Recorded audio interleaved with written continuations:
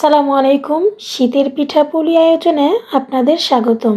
শুধুমাত্র চালের গুঁড়ি, নারিকেল আর গুড় দিয়ে এরকম মজাদার ভাপা কেক পিঠাটি খুব সহজেই অল্প সময়ে তৈরি করে নিতে পারবেন। আসলে এটাকে কেকও বলা যায়, আবার পিঠাও বলা যায়, তাই আমি একসাথে এটার নাম দিয়েছি ভাপা কেক পিঠা। এই পিঠাটি খেতে ভীষণ মজার হয়েছিল। বাচ্চাদের এই পিঠাটি তৈরি করে দিলে তারা খুব মজা করে খাবে। চলুন রেসিপিটি শুরু করি। চালের গুঁড়ো নিয়েছি 1 কাপ। 1 চিমটি লবণ দিয়ে ভালো মতো মিশিয়ে নিব। মেশানো হয়ে গেলে দিয়ে দিব আধা কাপ খেজুরের ঝোলা গুড়।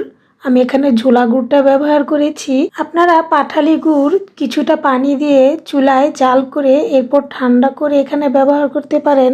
এরপর এখানে দিয়ে দিব কিছু নারিকেল কুড়ানো। এখন সবগুলো উপকরণ হাত দিয়ে ভালো মতো মথে মিশিয়ে নিব। মেশানো হয়ে গেলে এখানে দিয়ে দিব হাফ চা চামচ বেকিং পাউডার। এখন আবারও কিছুক্ষণ সময় মিশিয়ে নিব। এই পর্যায়ে মিশ্রণটি একটু ঘন হয়ে গেছে, তাই আমি এখানে আরো 1 টেবিল চামচ খেজুরের গুড় দিয়ে মিশিয়ে নিয়ে মিশ্রণটিকে পাতলা করে নিয়েছি। আপনারা ভিডিওতে দেখেই বুঝতে পারছেন মিশ্রণের ঘনত্বটি কিরকম হয়েছে।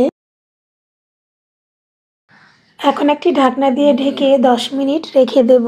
একটি হাঁড়িতে পরিমাণ মতো পানি দিয়ে চুলায় বসিয়ে দিয়ে ঢাকনা দিয়ে ঢেকে দিব। ঢাকনার ছিদ্রটি অবশ্যই বন্ধ করে দিতে হবে। এখন যে বাটিতে আমি কেক পিঠাগুলো তৈরি করব, সেই বাটিগুলোকে তেল ব্রাশ করে নিব যাতে পিঠাগুলো সহজেই মোল্ড আউট করা যায়। সবগুলো বাটিতে সমপরিমাণ চালের গুঁড়োর ব্যাটার দিয়ে দিব।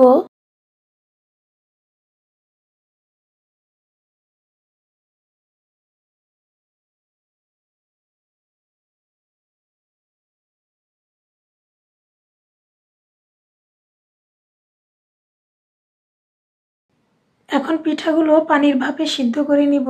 হাঁড়ির উপরে এরকম ছিদ্রযুক্ত একটি চালনি দিয়ে এর উপরে বাটিগুলো বসিয়ে দিব। হাতের কাছে এরকম চালনি না থাকলে হাঁড়ির মধ্যে রুমাল অথবা সুতি কাপড় দিয়ে তার উপর বাটিগুলো বসিয়ে দিয়ে এই কেক পিঠাটি তৈরি করে নিতে পারবেন। এখন ঢাকনা দিয়ে ঢেকে সিদ্ধ করে নিব 20 থেকে 25 মিনিট।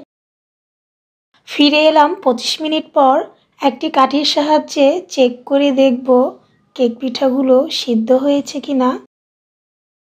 পিঠাগুলো সিদ্ধ হয়ে গেছে, এখন চুলা থেকে নামিয়ে নিব।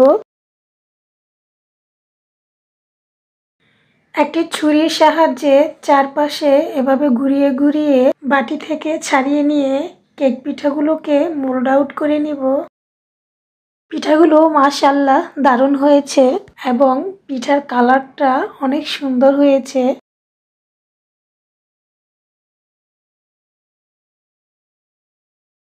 এখন আমি একটি কেক পিঠা আপনাদেরকে কেটে দেখাবো যে এটার ভিতরটা কিরকম হয়েছে।